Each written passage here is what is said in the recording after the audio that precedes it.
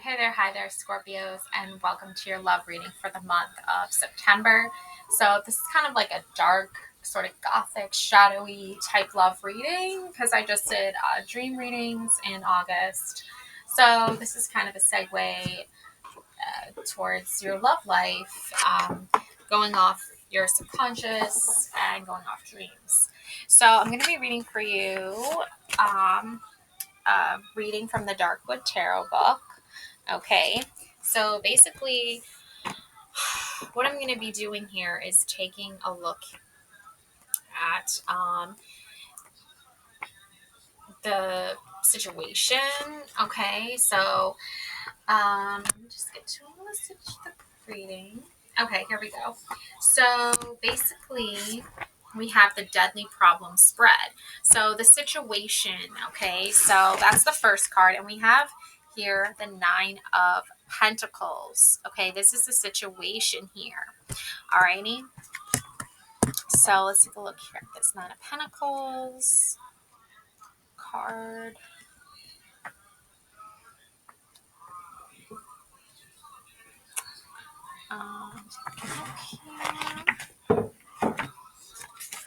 So the Nine of Pentacles, this is your secret garden card, okay? Um, again, it's like your secret garden is really, it's your world. Like nobody has the, ability really to control your secret garden, okay? I mean, this woman is badass, all right? She's got dragon wings. She is probably has a lot of magical powers, goddess energy, okay? So the dark fairy, who was born from the shadows of the dark wood, stands in her secret garden. It is her innermost sacrum, a place no one has ever seen but her. Nine pentacles blossom in the grapevines. A snail creeps near her foot and casts her eye to the side as if something or someone has caught her attention. The Nine of Pentacles reflects manifestation and the cultivation of a wish, desire, or goal. Nines are the number of wish fulfillment. The fairy takes deep pleasure in manifestation for herself before sharing it with anyone else. Yeah. And that's the thing too, is like, um, you are manifesting love in your life, okay, Scorpio. And I think that because you're manifesting love in your life, other people can't do that. They don't possess those abilities. And I think probably for like audiences and like to get more viewers, a lot of people online, a lot of tarot readers will say that everyone has psychic abilities. Everyone has the opportunity and the possibility to tap into it. Um, however, however, okay, um, Nine pentacles blossom in the grapevines. A snail creeps near her foot. She casts her eyes to the side as if something or someone has caught her attention. And that's the thing. Someone has caught your attention. Um, however, there's a lot of howevers though, okay? There's something here that I feel like you're not going to just leave your secret garden or just let anybody into your secret garden just because they say they want to be in your inner sacrum here. Okay, that's not how you get to the Nine of Pentacles energy. Okay, the Nine of Pentacles energy is very sacred. Okay, and it reflects manifestation and the cultivation of wish, desire, or goal. Nines are the number of wish fulfillment. The fairy takes deep pleasure in manifestation for herself before sharing it with anyone else. Okay, this is the card of inherited traits and talents. It is being happy with the self and taking refuge in quality time alone and appreciating the finer things in life. It is knowing who you are. Okay. Now you have luxury and a taste for the finer things in life, appreciating value and quality and craftsmanship, self care, inherited talents, gifts, and DNA, lineage connecting us to our ancestors, slow moving energy, fierce loyalty. The shadow side to this is quiet, peace, and privacy protects personal energy from the interference of others. Personal energy can be multiplied when it is not automatically shared with others. In an age where it is all too tempting to make your personal life public, this card reminds you to always keep a little for yourself, no matter how generous you feel. And that's what you've been doing, is you've been keeping your personal life very private, but there's something or someone that is trying to make it more public. And it's very frustrating. So I feel like with that,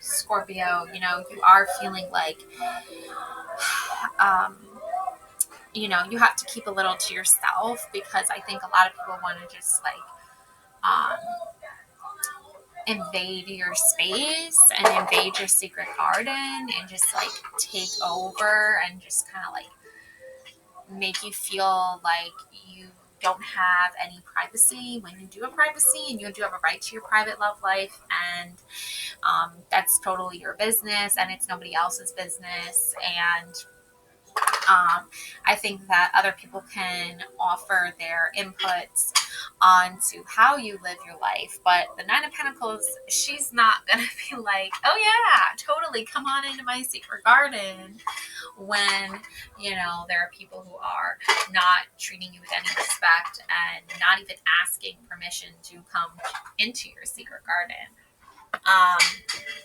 That's the Nine of Pentacles energy for you. Now we're going to move on to because that's the situation, obviously, is that people want to come into your secret garden and they don't want to even so much as bother to ask you for, you know, permission into your love life and into your private life and your private affairs. So, that being said, we're now going to take a look at the deadly problem. Okay, that's card number 2. All right, so let's see here. The deadly problem is the Six of Swords. Yeah, I felt like this was coming on, Scorpio. So this Six of Swords energy, okay, there's this woman in red with this baby. It looks like she's taking the baby away from this other woman. And I feel like a little piece of you is, like, you feel like a part of you is being, like, ripped away, okay? Like a piece of your soul, okay? A piece of your past, a piece of the younger, more, like a baby is, like, just like an innocent being, you know, it has done no wrong, it has done no evil, but like the swords around it, that's a very you don't want swords around a baby, that's dangerous, right? And then this woman in red, you know, she's like, obviously she's on her boat and she's like ready, sailing away. She's not even paying any mind to this woman here crying for her baby back. So I think what you're experiencing right now is like there's danger when it comes to the parts of yourself that you don't want to let go, parts of yourself, but there's another energy that's coming in and sort of like almost forcing you to let go of parts of yourself, okay? Even if that is something that you feel like needs to happen, it's like there's danger here. You can see there's the crocodiles swimming toward the boat. This woman doesn't even look afraid of it. Okay, I feel like your future self is not afraid of the dangers. It's like, you know, you have to go through the dangerous parts in order to get to where you want to go from there. Okay, so it's interesting. That's very interesting.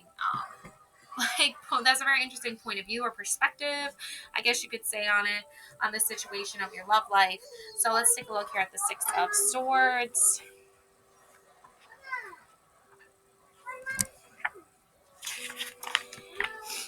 So this is your journey, okay? Yeah, a woman stands in a flat-bottomed boat using a stick to navigate beneath a bow of Spanish moss. Swords are scattered and a swallowed baby lies at her feet.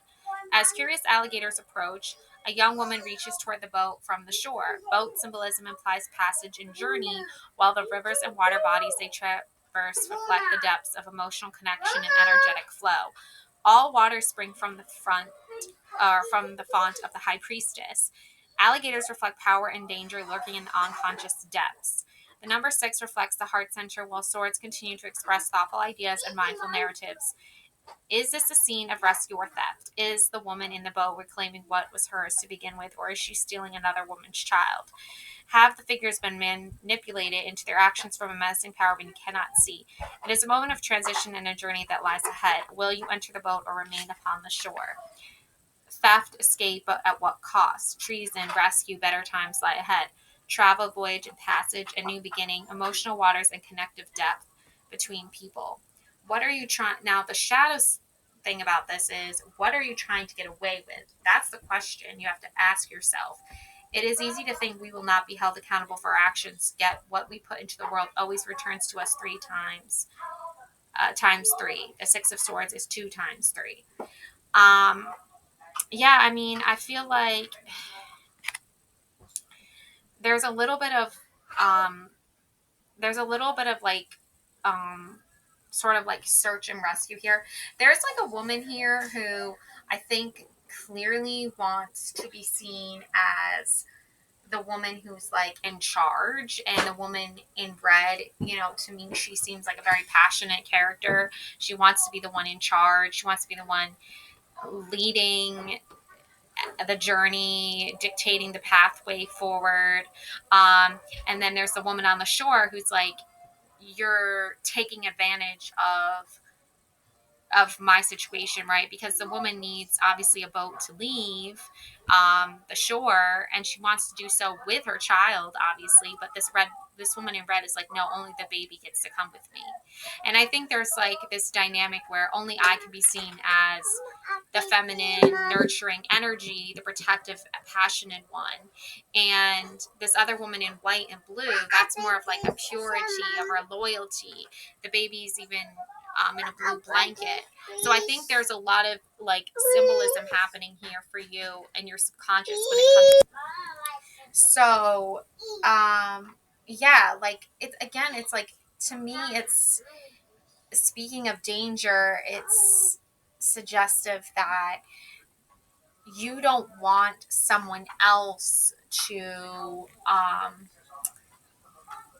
be in charge of your love life, in charge of the innocence of your love life, the innocence of your love story or your journey, because it's yours alone. But I think this woman in red is trying to say, like, if you don't show up as your own woman in red, you know, and obviously Nine of Pentacles, this woman, you know, you are very in charge of your life, but there's that kind of sort of shadow cast on you that's sort of like, no, I'm in charge of your love life. I'm in charge of your desires. I'm in charge of where your heart is going. And this is a very like toxic energy, I feel like, because it's getting in the way of you actually progressing at the speed that you desire to do. It's your own, it's like you have your own desires, you have your own secret garden, but there's someone else who keeps trying to like sort of invade that journey, invade that space. And create their own story. And that's the deadliest problem in the situation, because you're trying to protect your secret garden and someone else is trying to take away your ability to protect yourself. So, it's just somebody is always constantly like at odds with you, even if they at first appear to be friendly, because how else would she get the baby, right? She obviously had to do something to prove that she's even like could even be trusted to hold the baby, just to even get it on the boat to begin with. So that's the thing about it. You know, people like wolves in sheep's clothing. You're not going to know right away that somebody is just playing a part to get you to trust them until after they reveal who they really are. And they do reveal who they really are. So the solution to this, we have here, well, we've got the Six of Cups, the mama bird feeding the baby birds. There's a lot of similarity with these two cards. You have one woman taking a baby away from her mother, and then you have a mama bird feeding her baby birds. So it's like you can nurture yourself. You can take care of yourself. You can take care of your past, future, present stuff. You can nurture those plans, those pieces of you, those parts of you, okay? You don't need to have anyone else take charge over you, over your domain, okay? So let's take a look here at the Six of Cups. Take a look at the Six of Cups.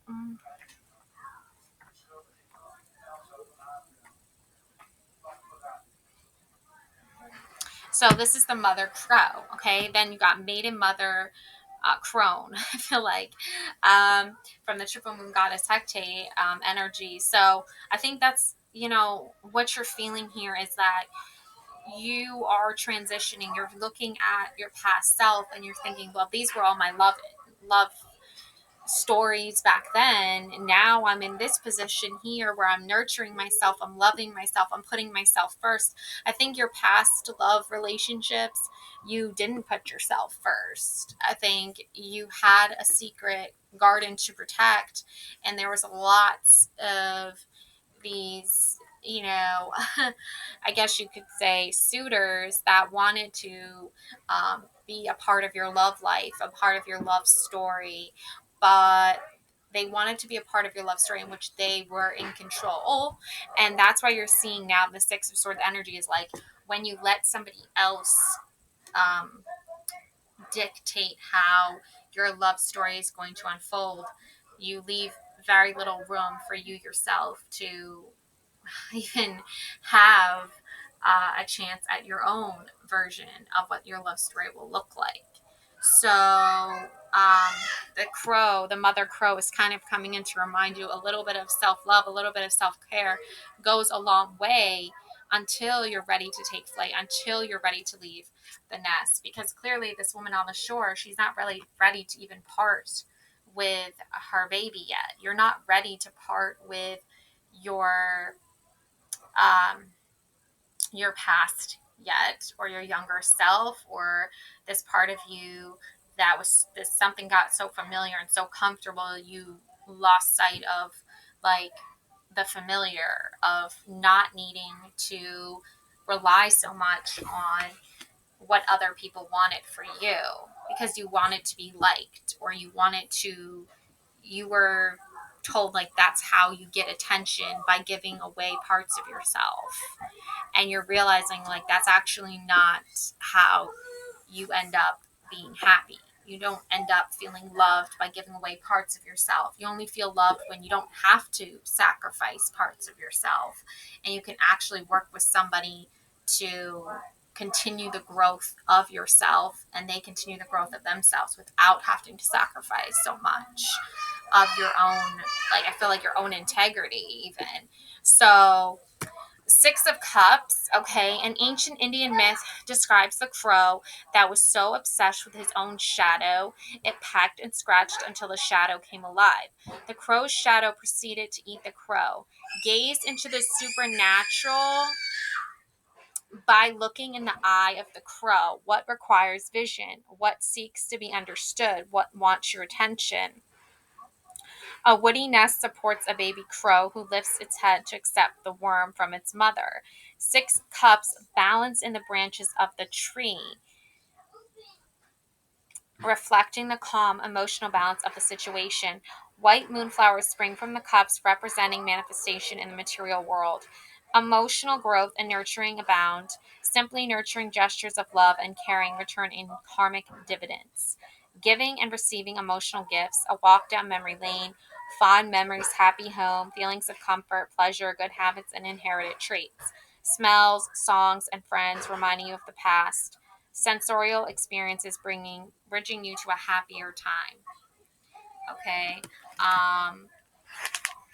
The shadow, a part of this is a romanticized past, creates an impossible to reach future. Beware of any sentence or thought beginning with the phrase if only or I'll be happy when.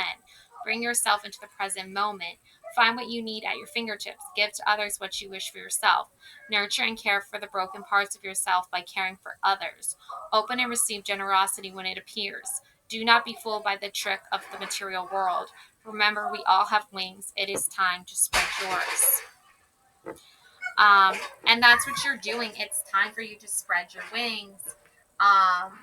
But it's like not about spreading your wings because someone else is telling you to do that, or like it's about you doing it when it's your time and when you're ready. So,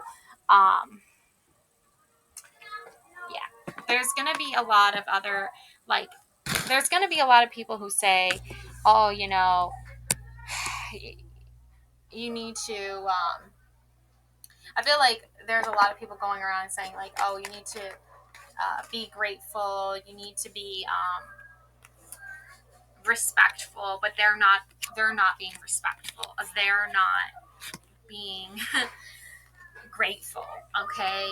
And that's why that's a shadow type, that's a shadow energy, because you're doing these things for yourself and you're going at the pace that you need to go at, and there's other energies here that are trying to um, sort of like suggest that you need to, this is the way that you need to act because of dot dot dot, and you're just like, no, I'm gonna not act a certain way, I'm just gonna be myself, and if that's not good enough for you, then I really don't care. That's your kind of whole take on the whole love energy, Scorpio, because when you're dating people or when you're putting yourself out there to meet people, you're not putting yourself out there so that other people can tell you, oh, well, maybe if you change this, you'll be better. Or maybe if you change that, people will like you more. You know when it's a good time to be grateful. You know already when it's a good time to be respectful. You're an adult. The thing is that other people are encouraging you to be more motherly, okay, especially if you're dating, and like think of it this way, do you really want to go like out with a man or be with a man that's like trying to get you to be his mom? I mean, he has mommy issues, like he needs to figure that out for himself. Like, you're not his maid, you're not his mom, you're not his nurse, you're not his therapist.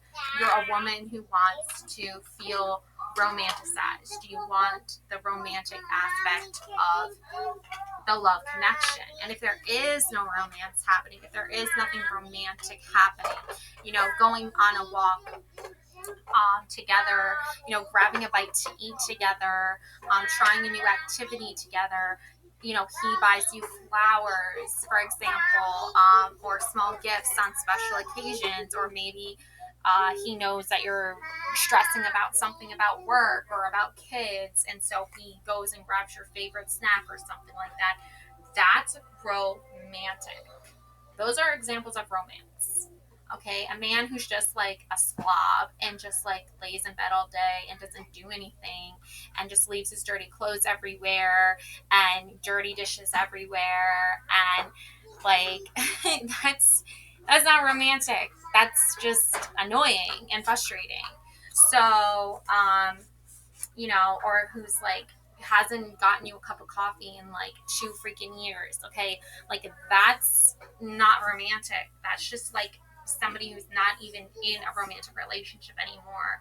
So I feel like if this person has like a mom who's like overbearing, over controlling, coming and invading your bedroom, invading your personal space, touching your things without permission, telling you to like take care of her son as if he's like some sick invalid that can't even dress himself, like get the heck out of here with that. Like, you know what I'm saying? So you don't need that around you.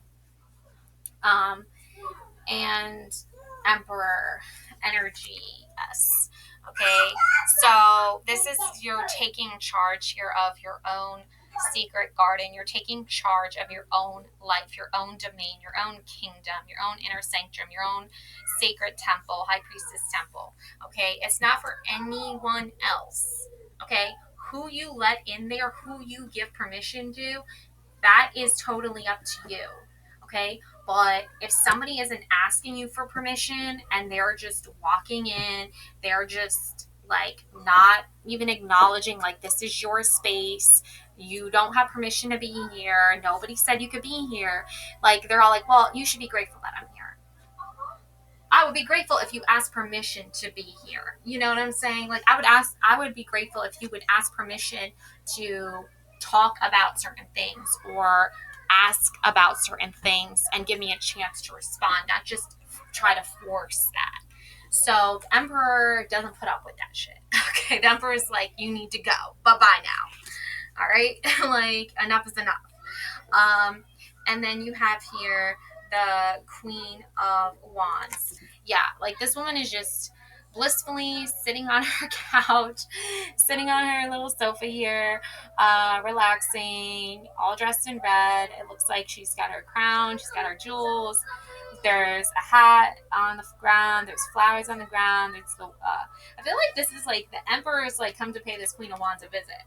Like, you are blissfully thinking of like what it actually feels like to be in a romantic relationship and actually adored and loved and respected and appreciated without these, like, I feel like a part of you, it is a little bit part of your past, because in your past, before you knew about all the freaking bozos and freaking weirdos and creepers and narcissists and egotistical maniacs out there, before you learned about all these different types of men, right?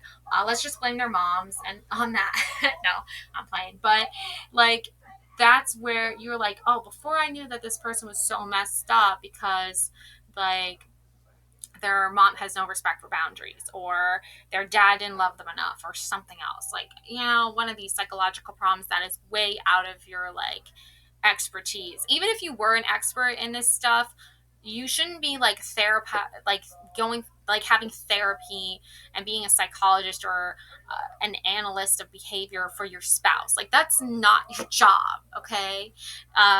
You know, you can talk to them, sure, about things, but does the Queen of Wands look like she's like, oh yeah, let's just talk about stuff? No, she's like blissfully thinking about other business elsewhere. Like, she's thinking about what she's gonna, you know, how fabulous she looks, what she's gonna have for dinner, all the fun things she's gonna do, like all the fun places she's gonna go. Like, all the knowledge and information that she's gained over the years has taught her that in this moment at this time, she does not give a F, okay, about somebody else's problems and why they feel the need to insert themselves where they don't belong. She does not care about that. She's waiting for the flowers to show up, the gentleman to show up, the peace to show up, the love to show up, and, you know, her lover suitor who looks like he's already gotten there because his hat is on the ground, his cane's on the ground. So she already knows he's staying, okay? But the thing is like, does she want his mom around? No. Does she want his dad around? No. Okay, she's old enough now where she doesn't need her, you know, lover's parents to be involved in all of her business, all of her love business, all of her personal business with her romantic interest. Okay. If he's bringing you flowers and he's making you feel like a queen, then that's a good sign. If he's doing the opposite of that and he's trying to make you like feel like there's no space anymore for you to have that feeling anymore, or feel like you want that feeling anymore, that's when you know it's time to break it up. Yeah, so now we have the Six of Cups, all right, and that has the Ten of Swords paired with it here, okay? So, you know, yes, your deadly problem is probably going to be, you know, some over controlling energy that's coming from like a woman that wants you to like not feel safe in your space, or the Queen of Wands energy that you actually have here, okay? I'm looking at the camera. Okay, I'm looking at the camera now. But yeah, so with this card here, okay, with this Ten of Swords card here, it's typically like, you know, Ten of Swords can be a very like alarming energy for you. But I think like this man, like he means well. He's bringing you a blue rose, and I think he really um wants you to feel loved and respected.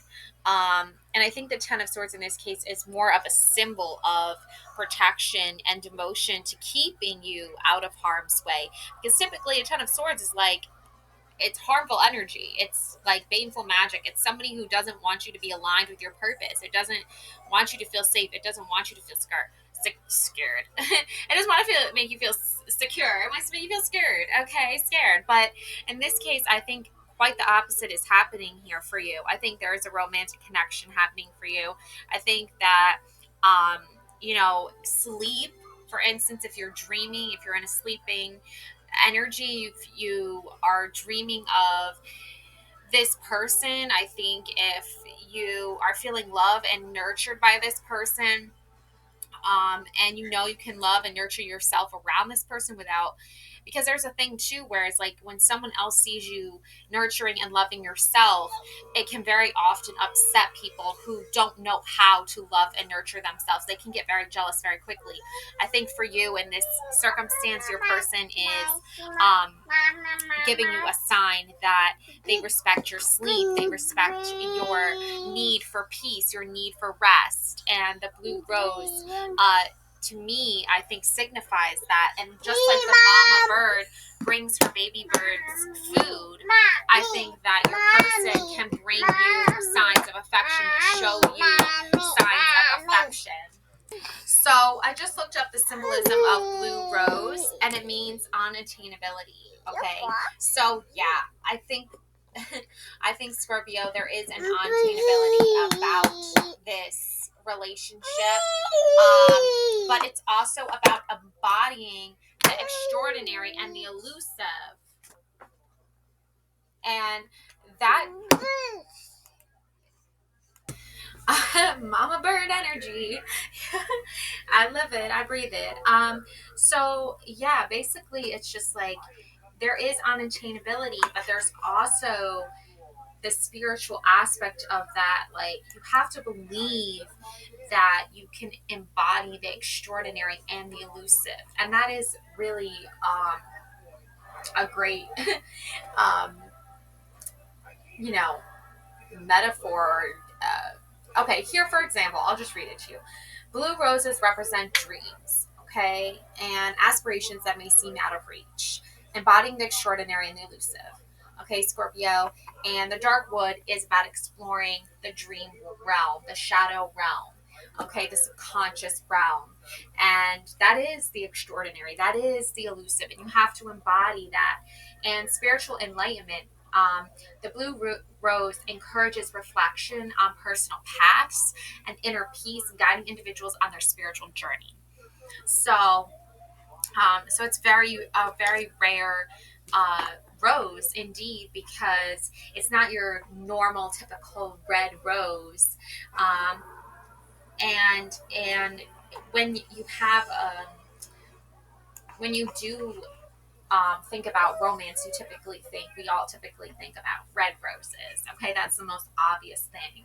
This isn't the most obvious love connection. Okay, especially if you're dealing with a type of man that has an over controlling mom and somebody who hasn't been taught how to really respect a woman because um, you know maybe he didn't grow up with a role model or parents that were very romantic types, and going on dates and buying each other things and flowers. The man buying the woman flowers was not a thing. And I think you are a very romantic person, Scorpio. So for you, it's very important that you do receive those things and those signs from your person, because that really does show you that they're connected to you in a romantic way, despite how they might have been brought up, or how even you might have been brought up. So I think you're working on that. I think that the more the more signs that you see, the more closer you're going to feel toward your person. Um, So the red, I'm just going to tell you what the red rose symbolizes, so you already know that in advance. Prepare you a little bit ahead. The red rose holds profound spiritual significance, symbolizing divine love, unconditional love, and deep emotional connection. It represents passion, sacrifice, and the willingness to give for a higher cause. Now, if your person that you're interested in romantically, okay, is not giving you red roses, and you've been leaving hints that you would like some, it's a sign from the universe that this person is not emotionally connecting to you. They're not spiritually connecting to you. They're not emotionally connecting to you. You know what I'm saying? So if that's what you're looking for, a real, authentic, spiritual, romantic connection, you have to look for those signs. Now, the blue rose shows that there is this unattainable chance that this could turn into something more romantic. Time will tell. Now, the red rose represents passion, sacrifice, and the willingness to give for a higher cause. Somebody who is not willing to give you even something, you can get a red rose at a Stewart's gas station. Probably costs like $5. I don't know, maybe even cheaper than that. But I don't buy flowers for women because I'm not a man in a romantic relationship. But I do buy flowers for myself because I like having fresh flowers around. And I treat myself that way. Okay, so, in various spiritual traditions such as Christianity and Hinduism, the red rose is associated with the Virgin Mary and the heart chakra. So, this man that you're interested in, he might not be, connected to those spiritual traditions, okay? Embodying compassion and universal love. Additionally, it signifies growth through pain, rebirth, and the sacred feminine energy. Yeah, a man who doesn't respect your sacred feminine energy, I'm sorry, like that's just not someone you want to be connected with anyway. The red rose is not just a beautiful flower, it serves as a powerful spiritual emblem, reminding us of the intensity and deep depth of love in our lives. And there's a lot going on right now where I feel like for you, even this woman in red here, with your Six of Swords energy, okay, instead of a woman in red that's trying to take away a part of you, a part of your soul, a piece of you, that innocence that you had when you were born, that innocence of believing that real, true love exists, the woman in red is trying to take that away. So what does that tell you? It tells you you're not getting the romantic connection that you want. Things are okay, but you get to put on the red dress. You get to be the queen of wands. You get to buy yourself the red roses if a man isn't doing that for you. And then you will feel connected to yourself. You will start loving yourself. Date yourself. Take yourself out on a date. Get yourself red roses. Buy yourself chocolates. Get your favorite wine. Whatever it is that is speaking to you, okay? And I think that's really what's going to give you the best Ten of Swords sign that you need, because you're giving to yourself. Okay? And it's not about what other people think about you needing to be grateful or respectful, blah, blah, blah. That person doesn't even respect themselves. Like, that person's just trying to control you and go through your personal life and your private life and try to expose you and try to spread gossip about you and try to, like, embarrass you. It's like, I'm a grown woman. Like, Scorpio, you're a grown-ass person, okay? Grown-ass woman. Like, you get to decide how you want to love yourself, how you want to be treated when it comes to romance. And if there's this dark gothic romance going on where, this person's, a bit of a bad boy and they, don't do the romance thing you typically look for, and they're giving you all these like mixed signals and they're not doing anything really romantic with you or for you, then that just sounds like really annoying. Honestly, even just talking about it sounds annoying. So just stick with what you know and what you know to be true. It's okay to accept, the blue rose. It's okay to accept the, okay, I see what you're, saying here. But you, at the end of the day, do not settle for less than you deserve. If you know you deserve a bunch of red roses, then that's what you want to go for. Not just a blue rose every now and then. I mean, that's not the same at all. Okay, so that's what I have for you. Okay, Scorpios, keep loving on yourself. You got this. I love and light always. Don't forget to subscribe to this channel, please and thank you. Bye for now.